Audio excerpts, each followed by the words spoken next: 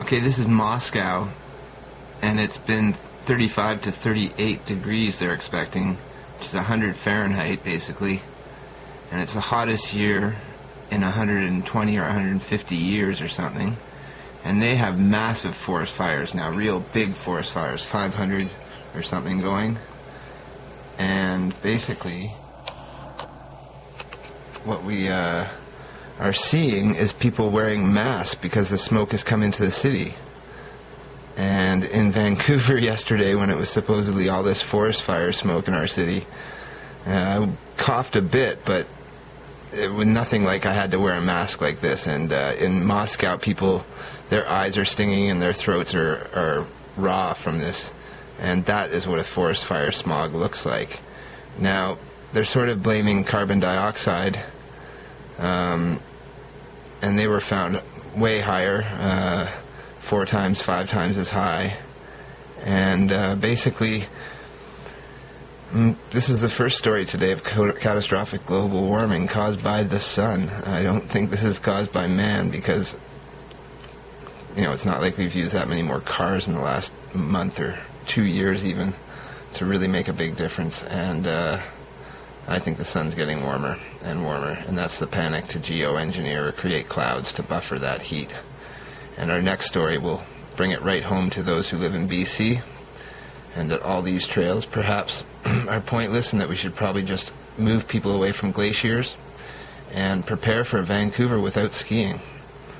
I can see that within 2 or 3 years if we go at this rate, because we're losing glaciers fast, and denying global warming is a ridiculous thing now. Refusing a carbon tax, which might be opportunistic, it makes more sense. But let's see the story from the CTV News tonight of BC, just a couple hundred miles north of Vancouver, and how the Earth is changing under the increasing temperatures.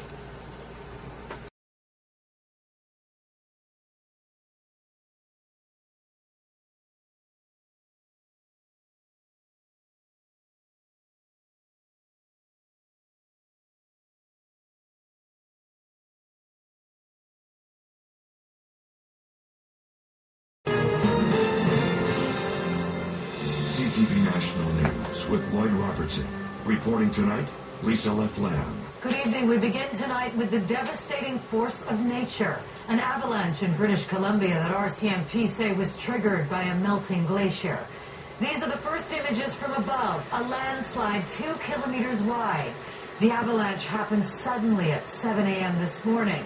The real concern right now is that a dam made out of mud protecting the town of Pemberton could break. Right now, firefighters are going door to door to about 50 homes, most threatened by the potential floods this avalanche could trigger. Already, about 5,000 people are on evacuation alert in the Pemberton Valley. Now, it's just a wait and see if their community will be flooded. Local residents in the Pemberton Valley Meadows area and throughout the Pemberton Valley, of course, are concerned about, is there water pooling up there where the landslide occurred? If so, will it break through? Will it overflow? Will it flood? CTV's Leah Hendry joins us now from Sea to Sky Country. Leah, those pictures are absolutely unbelievable. What can you tell us about the evacuation efforts right now?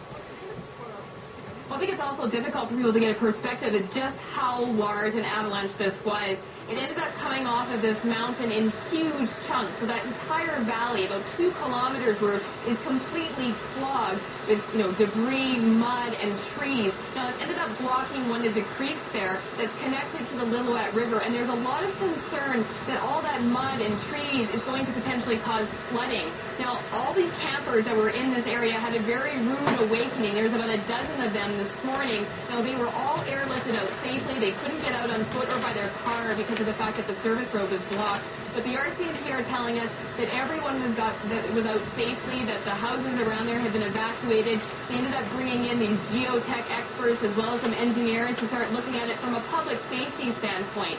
Now, it's a little bit of history about this area. Geologists say that it's one of the most dangerous valleys in all of Canada. It's made up of kind of a volcanic rock, almost like pumice stone. So with the weather being so warm lately, the water gets all stuck in those little cracks, and that's why the rock ended up exploding off of the mountain today. Now, all these trees that are down there in the valley could be potentially clogging up that river, so they're going to keep a very, very close eye on it overnight. There is rain that's supposed to be forecast throughout the weekend, so obviously a very close eye on any type of flooding concerns. And a very tense night also, Leah Hendry, near Whistler tonight. Well, an ocean of misery is washing over parts of India and Pakistan tonight as natural disasters there continue to take a terrible toll. A rare and sudden downpour caused deadly flash flooding in a normally arid region of the Himalayas.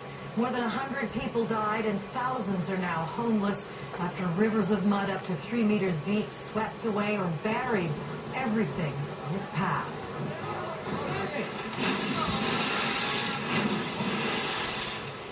And in neighboring Pakistan, the worst flooding in more than 80 years has now affected 12 million people. The UN says they are on the move, but dry ground is in short supply. Emergency aid is now starting to arrive, but threatening storms are keeping those relief flights grounded. More than 1,500 people have died in the last week. Instability in the Canadian economy tonight. After a year on a tear fueled by government stimulus money intended to create hundreds of thousands of jobs, today that run came to a screeching halt. The numbers indicate that the economy, if not hurting, is certainly cooling. 139,000 full-time jobs disappeared in the month of July. That pushed the unemployment rate up slightly to 8%. The like news 15 or 20 if you don't count CTV's Richard part-time Madden work. looks at whether these downturns Maybe are 30. a blip or a trend.